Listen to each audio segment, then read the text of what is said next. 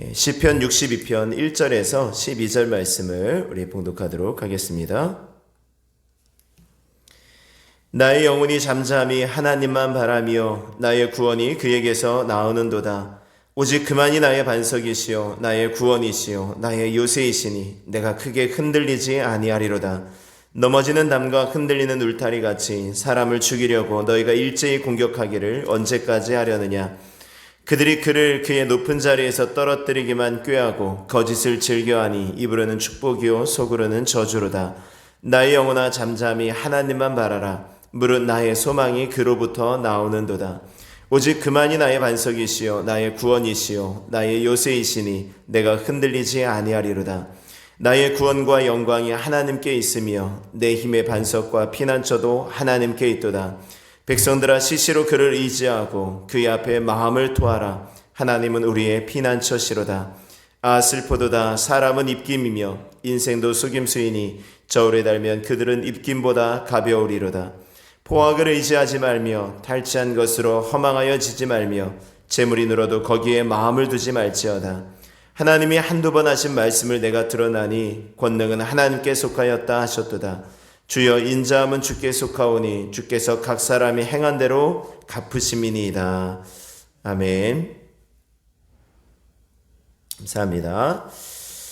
오늘 시편 62편의 말씀을 우리가 함께 읽었습니다.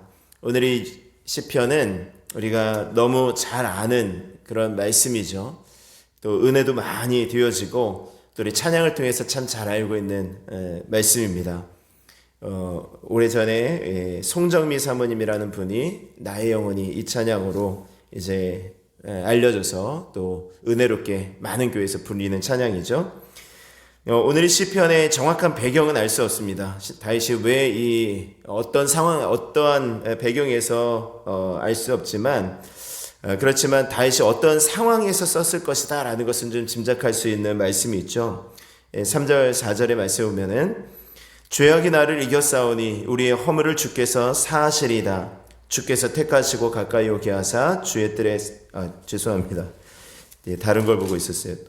시편 62편 3절 4절이죠. 넘어지는 담과 흔들리는 울타리 같이 사람을 죽이려고 너희가 일제히 공격하기를 언제까지 하려느냐.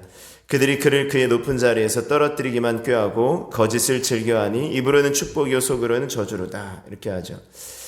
다윗이 지금 누군가에게 공격을 받고 있는 것입니다. 높은 자리에서 떨어뜨리려고 하고 있고 입으로는 축복이고 또 샬롬 평화를 이야기하지만 속으로는 저주를 퍼붓는 상황입니다. 대충 짐작하건대 물론 정확한 것은 아니지만 아마도 압살롬의 반역 사건 그것으로 인한 괴로움이 아닌가 하는 그런 추측을 좀 해볼 수 있습니다. 어쨌든 누구도 믿을 수 없는 상황이고 어떻게 힘도 써볼 수 없는 상황이다라는 것입니다.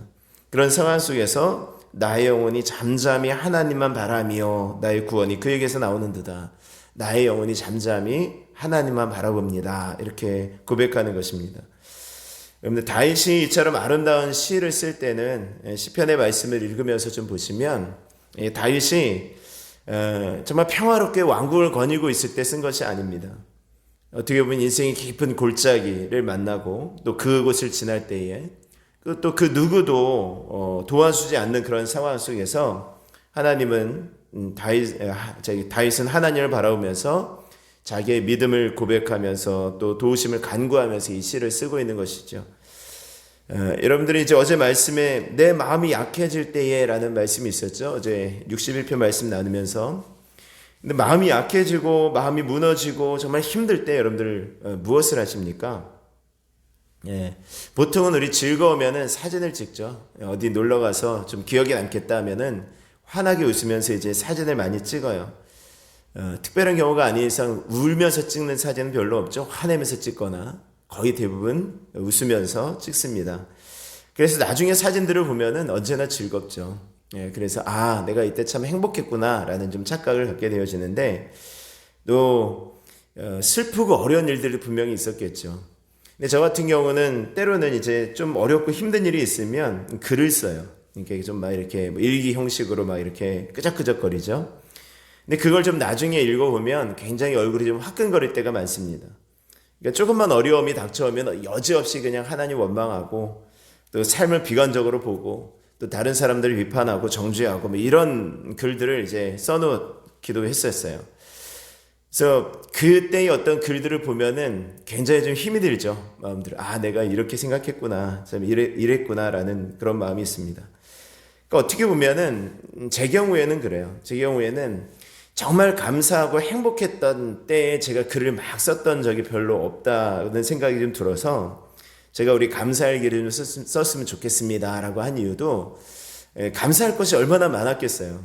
근데 그런 것들을 좀 기억하고 싶어서 우리 감사할 기를 좀 썼으면 좋겠다. 제 스스로에게 그렇게 말씀을 드렸던 거고 또 우리가 함께 했으면 좋겠습니다라고 지금 권유를 드렸습니다. 여러분들 감사할 기 좀 쓰고 계십니까? 다윗도 좀 그랬던 부분들이 있던 것 같아요. 어려우면 시를 쓰고 찬양하고 기도하죠. 오늘 본문도 역시 다윗의 시이면서 노래라고 되어져 있죠. 우리가 아까 말씀드린 것처럼 나의 영혼이 잠잠히 하나님만 바라며 나의 구원이 그에게서 나오는도다 뭐 이렇게 찬양하는 그런 찬양처럼 그 잔잔하고 평안한 그런 상황 속에서 이 찬양을 부를 수 있는 상황은 아닌 거죠. 아까도 말씀드렸듯이 정말 힘들고 어려운 순간입니다. 어떻게 보면 그냥 너무 힘들어서 하나님만 바라볼 수밖에 없는 상황이었을 수도 있어요. 1절 말씀 한번 다시 한번 보세요. 나의 영혼이 잠잠히 하나님만 바라며 나의 구원이 그에게서 나오는도다 라고 말하죠. 하나님만 바란다라는 것입니다. 하나님만 바란다. 오늘 이 말씀을 준비하면서 제가 어제 하루 종일 계속 이 말씀을 묵상하고 또 되뇌이는 거죠. 나의 영혼이 하나님만 잠잠히 바라며 나의 구원이 그에게서 나오는도다. 나의 영혼이 하나님만 바란다. 2절의 말씀에도 오직 그만이 나의 반석이시오 나의 구원이시오 나의 요새이시니 내가 크게 흔들리지 않는다라고 고백하죠. 오직 하나님만, 오직 그만이, 이 말씀이 계속 마음에 이제 울림처럼 남더라고요. 어쩌면 지금처럼 이 코로나 상황이 굉장히 암울하지 않습니까? 이제 코로나를 어떻게 극복할 수 있느냐라는 것이 아니라 이제는 어떻게 코로나와 함께 할 수 있는가를 생각할 수 있는 그런 단계이지 않습니까? 이 세계가 아무리 의학이 발달하고 이랬다 할지라도 이 코로나를 완전히 고칠 수 있는 약이 나오지 않았다라는 것입니다. 감기약도 마찬가지, 독감이나 마찬가지죠. 우리가 예방은 할 수 있지만 완전하게 치료할 수 없는 그러한 단계까지 이르렀다라는 것이죠. 그러니까 이러한 어떤 혼란한 속에서 또 여기저기 날아오는 여러 가지 압박과 여러 가지 그런 불편함 속에서 또 계속해서 들려오는 어떤 좋지 않은 이야기들 속에서 오직 하나님만 바라본다라는 것이 여간 힘든 것은 아닐 것입니다. 그런데 진짜 믿음은 하나님만 바라보는 것이 아닐까라는 좀 마음이 들었어요. 하나님만 의지하는 것, 하나님만 바라보는 것. 그래서 어떻게 보면 진짜 믿음은 그럴 수도 있지, 그럴 수밖에 없는 상황이잖아 라고 하면서 내가 그럴 수밖에 없는 상황, 내가 그럴 수밖에 없었지라고 하면서 그냥 나아갈 수 있는, 그냥 상황을 받아들일 수 있는 그런 것은 아닌 것 같습니다. 믿음 때문에 죽어간 순교자들의 이야기들을 한번 여러분들이 기억해 보신다면 그들은 그냥 그럴 수도 있어요. 그런 상황에서는 어쩔 수 없잖아요. 이게 안 됐던 분들이에요. 이게 안 됐던 분들, 그런 상황에서 어쩔 수 없잖아요 라는 그러한 것들을 받아들이기 힘들었던 그런 분들이 이 순교한 분들이 아닌가라는 좀 마음이 들었습니다. 초대교회의 주교였던 서머나 교회의 주교였던 폴리캅이라는 주교도 한 번만 예수를 부인하고 욕하면 너는 자유를 얻을 수 있다, 넌 살 수 있다 라는 그런 어떤 회의에 내가 86년 동안 그분을 섬겨왔지만 그분은 내게 절대로 해를 입히신 일이 없습니다. 그런데 어떻게 나의 왕이여 나의 구주이신 그분을 내가 욕하고 또 떠나갈 수 있겠습니까? 라고 하면서 기꺼이 그 화형을 당하는, 그러면서 불에 타서 죽게 되어지는 순교를 당하게 되어지죠. 한 번이면 어떻습니까? 한 번이면 어떨까? 어차피 평생 동안 내가 하나님을 섬겼는데, 내가 하나님 믿고 나서 지금까지 하나님을 내가 열심히 섬기고 하나님의 일도 열심히 했는데 한 번 내가 주님 부인하고 그리고 나중에 아주 진하게 회개하고 정말 하나님의 일을 더 열심히 하면 되지 않을까. 이러한 판단이 이러한 것들이 되지 않은 분들이 대부분 순교하신 분들이죠.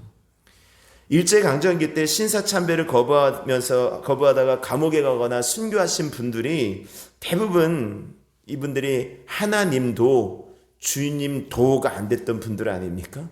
오직 하나님만, 주님만, 이런 분들이 정말 순교하시고 구초를 당하신 거지, 하나님도 아예 어쩔 수 없지 라는 분들은 그냥 슬쩍 넘어가는 거예요.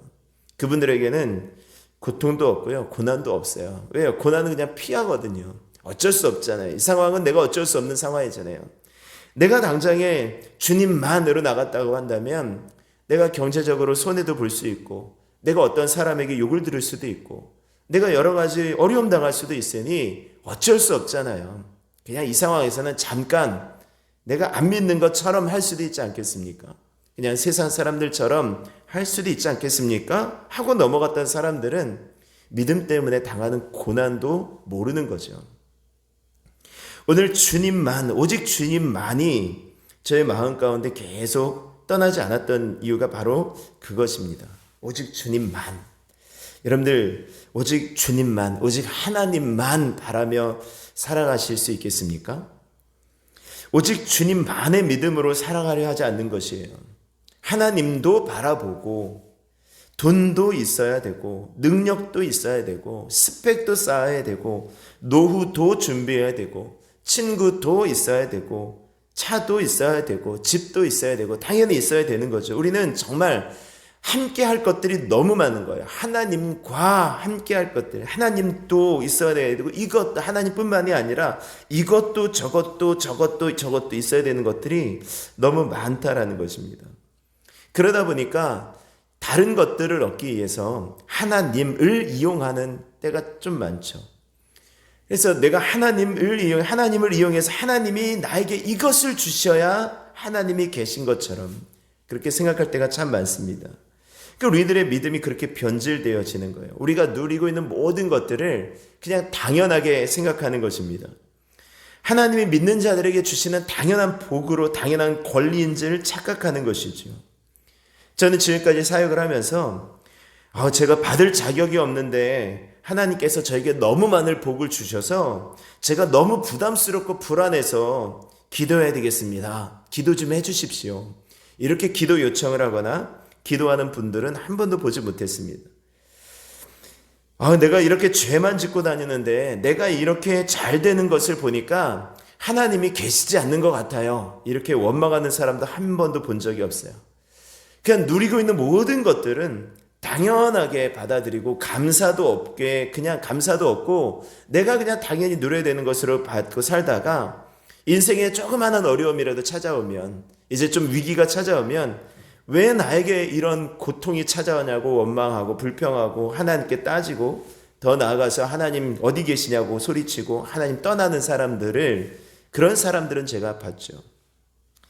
왜죠? 오직 주님만의 믿음이 아니었기 때문이 아닐까요? 오직 주님만을 바라고 주님만이 나의 피난처가 되시고 주님만이 나의 구원이시고 주님만이 나의 요새가 되셨다라고 한다면 다른 것들이 떠나가도 흔들리지 않습니다. 왜요? 하나님이 전부셨기 때문이죠. 하나님이 전부였으니까 하나님만 계시면, 내가 이 믿음만 있으면 돈을 잃었다고, 건강을 잃었다고, 자녀를 잃었다고, 자녀가 문제를 일으킨다고, 사람들이 떠나간다고, 여러 가지 모든 악조건 속에서도 흔들리지 않습니다. 왜요? 그것이 목적이 아니었잖아요. 그러니까 오늘 시편 62편의 2절에 다시 그렇게 고백하는 것입니다. 오직 그만이 나의 반석이시요 나의 구원이시요 나의 요새이시니 내가 크게 흔들리지 않습니다. 내가 크게 흔들리지 않습니다. 하나님만이 나의 반석이시니까. 62편 6절에도 오직 그만이 나의 반석이시요 나의 구원이시요 나의 요새이시니 내가 흔들리지 아니하리로다. 2절에서는 크게 흔들리지 아니하리로다 했는데 6절에서는 내가 흔들리지 아니하리로다. 이 흔들림의 자체가 좀 다르죠. 내가 크게 흔들리지 않습니다. 이 어감하고 내가 흔들리지 않겠다라는 어감은 좀 다르죠. 예. 그러니까 하나님만 말하고 하나님만이 나의 요새라고 하나님만이 나의 구원이라고 그렇게 받아들이니까요, 흔들리지 않습니다. 그러니까 믿음으로 사는 사람은 흔들리지 않는 사람이에요. 여러분들, 오직 하나님만, 주님만의 믿음으로 살아갈 수 있는 우리 모두가 되어지기를 주의 이름으로 축원합니다. 하나님만, 주님만의 믿음으로 사는 것이 어떤 것입니까? 8절 말씀 보면 백성들아 시시로 그를 의지하고 그의 앞에 마음을 토하라. 우리 하나님은 우리의 피난처시로다 라고 말씀합니다. 오직 주만이 믿음으로 사는 사람은요, 하나님을 의지하는 것입니다. 하나님을 의지하죠.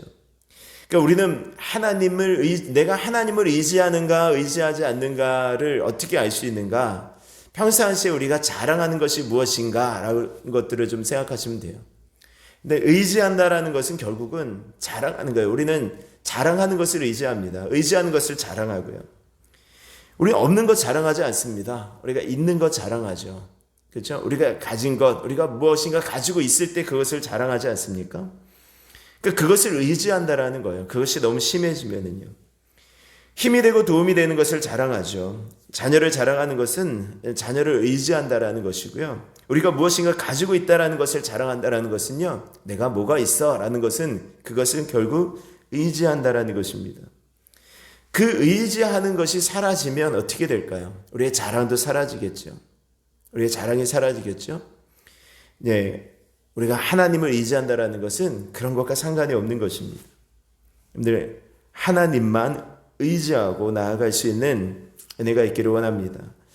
하나님만 바라본다라는 것은요, 하나님만을 믿음으로 산다라는 것은 다시 한번 8절의 말씀에 보면은 그의 앞에 마음을 토하는 거예요.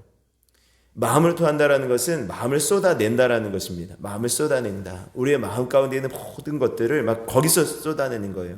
누구에게? 하나님 앞에. 근데 우리는 보통 사람 앞에 우리의 마음을 쏟아놓죠. 우리의 힘든 것, 어려운 것, 불평과 원망과 분노와 이런 것들을 사람 앞에, 우리 아내에게 또는 남편에게, 우리의 자식들에게, 우리의 주변의 사람들에게 막 쏟아붓습니다. 사실 그 어떤 사람도 우리가 다르지 않는데 우리는 자꾸만 그렇게 사람에게 쏟아붓는 거예요. 오늘 다윗은 말합니다. 그의 앞에 마음을 토하라. 하나님 앞에 토하는 것입니다. 하나님 앞에 마음을 토한다라는 것이 뭐예요? 하나님 앞에 기도한다라는 것이죠. 그래서 이 기도가 필요한 거예요. 여러분들, 기도할 때 여러분들의 마음을 다 쏟아내실 수 있는 은혜가 있기를 원합니다. 여러분들의 싹은 다 쏟아내셔야 돼요. 여기서 쏟아내지 않으면 이게 다른 사람에게 쏟아내는 거예요. 9절의 말씀입니다. 아 슬프도다 사람은 입김이며 인생도 속임수이니 저울에 달면 그들은 입김보다 가벼우리로다. 인생은 다 이렇게 입김 같다고요. 모든 사람 다 입김처럼 사라지고 입김처럼 가볍다고요. 그 입김을 우리가 의지하겠습니까? 오직 주만이의 믿음을 가지려 한다면 오직 하나님께 마음을 토하십시오. 마음을 쏟아놓고 하나님 앞에 기도하는 것입니다. 세 번째, 주님만이의 믿음이라는 것은 재물에 마음 두지 않는 것입니다. 62편 10절 말씀 보세요. 포악을 의지하지 말며 탈취한 것으로 허망하여 지지 말며 재물이 늘어도 거기에 마음을 두지 말지어다. 재물이 늘어도 거기에 마음 두지 않는다. 마음이 자꾸 가죠. 늘어나는 수입을 바라보고 커져가는 은행 잔고에, 더 늘어나는 은행 잔고에 마음을 두고, 또 주식이 오른다, 쥐값이 오른다, 여기 우리의 마음을 둘 때가 참 많다라는 것입니다. 잠언 23장 5절에 말씀합니다. 내가 어찌 허무한 것에 주목하겠느냐. 정령의 재물은 스스로 날개를 내어 하늘을 나는 독수리처럼 날아가리라. 여러분들이 이런 모든 것들이 독수리처럼 다 날아간다라는 것입니다. 마음을 둔다라는 것이 무엇입니까? 우리가 거기에 모르게 그냥 신경이 쓰이고 힘이 되어진다라는 것이죠. 그러면 그것이 없어지면 어떻게 될까요? 그게 떨어지거나 우리 돈 주식이 내려가거나 집값이 뚝 떨어지거나 내 수입이 반으로 줄거나 이러면 어떻게 될까요? 물론 어려움이 있겠죠. 그것에 마음을 두었으면 어떻게 될까요? 내가 이것으로 말미암아 살았어라는 마음을 들었으면 아마 청천벽력 낭망하고 좌절하게 되어질 것입니다. 하나님만 바라는 사람은 그 속에서 흔들리지 않는다라고 말씀드렸죠. 여러분들 믿음으로 나아갈 수 있는 은혜가 있기를 원합니다. 하나님만, 오늘 이 말씀을 다시 한번 우리가 좀 기억하면서 내가 정말 하나님만 의지하며 살아가야 되겠다. 다시 한번 우리 결단하는 시간이 되었으면 좋겠습니다. 하나님만 의지하고 기도하고 재물에 마음을 두지 않으며 하나님만을 바라보며 잠잠히 그 하나님의 은혜를 기다리며 하나님의 은혜 안에 거하는 것이 가장 큰 기쁨이요 가장 큰 행복으로 살아갈 수 있는 저와 여러분들의 삶이 되실 수 있기를 주의 이름으로 축원합니다. 아멘. 우리 함께 찬송 드리시고 우리 함께 기도하겠습니다. 우리 나의 영혼이 잠잠히 하나님만 바라며